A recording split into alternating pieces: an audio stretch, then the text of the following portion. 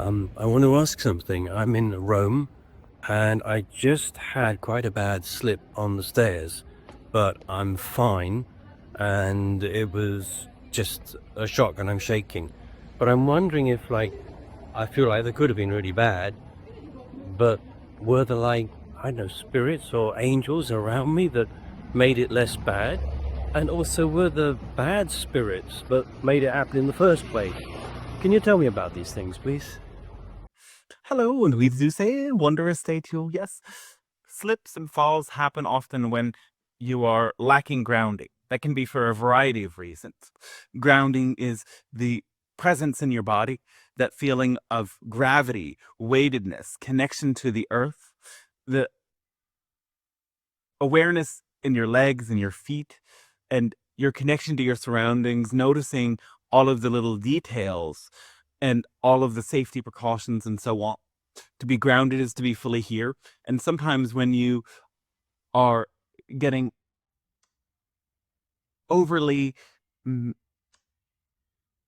focused on one thing in a way that is perhaps distracting you from your outer environment and bringing you more into a mental plane, you will tend to make these mistakes more often than not. And we're glad it was a light fall for you. This, like other experiences of this nature, are little wake-up calls, inviting you to slow down more, be more present, to notice your environment, and to recognize that all things happen in their time. And when you slow down, you allow yourself to enjoy every moment all the more. Yes, in a sense, you are protected by many beings that are around you, and because you call upon them and because you ask for their support, these spirit guides can assist you in the healing process. They can smooth things out, though that doesn't necessarily mean that they mend every trouble. And yes, sometimes you might deal with different sorts of injuries that take time to heal, but even these are lessons in becoming more aware and recognizing also the healing power within your very body. Were there negative spirits involved in this? Not necessarily, though you could consider that these sorts of distracting thoughts that bring you out of the present moment are something of our personal negative energy, inner demons or bad spirits, you could say.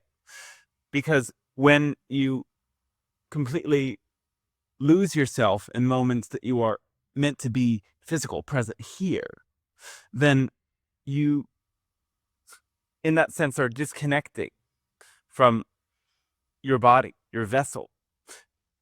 That isn't to say that there are, at that time or all of these times, negative spirits that step in, but it is actually when you disassociate more and more from your body and from the earth plane and from physical reality that you begin to create that void space within yourself that something like a negative spirit could step into. And of course, those spirits are feeding off of the energy of fear. And so they will mm, influence you to bring you to create that energy of fear, whether it is within yourself or in the experience of those around you. So again, now we're not saying there was a dark spirit involved, but yes, sometimes when there are these big, difficult events, there are these different dark spirits that are involved. And just to be very clear, it is not that the dark spirits are the cause, but it's that disassociation, that break from being present in your body, in your own intuition, in your own heart and soul, that can allow for those spirits to come in. And so staying connected is your way to make sure that you build that alliance with your guides, the beings of the light, and don't allow for any interference, both from other humans who influence you far more than spirits. And in this sense, when we're speaking of spirits and energies, you have to recognize that the energies that affect you most of all could be, yes, from other sorts of beings, but they are the guides, the spirits from the people around you. And to an extent also, places carry different spirits that can affect you as well.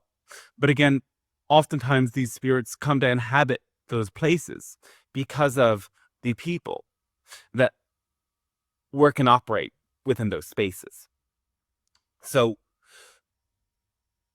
this is perhaps a bit of a long-winded answer, but it gives you a more clear understanding of where these energies come from and how you can make sure that these energies don't influence you by being present, being in your body, staying connected with your heart and what's exciting for you without losing yourself in a deep narrative and story as you do so, to still be physically present, anchored in the space. And of course, yes, sometimes you do go into deep meditative experiences. You go into out-of-body experiences even through the power of such practices. But that's why the first step in order to do something like that is to create a very physically safe space, a very powerful container where you know you're safe and aren't in any risk, so that in that way you can allow yourself to break from physical reality momentarily to connect with higher astral planes and the energies and guides available to you on that level. We hope this helps, yes?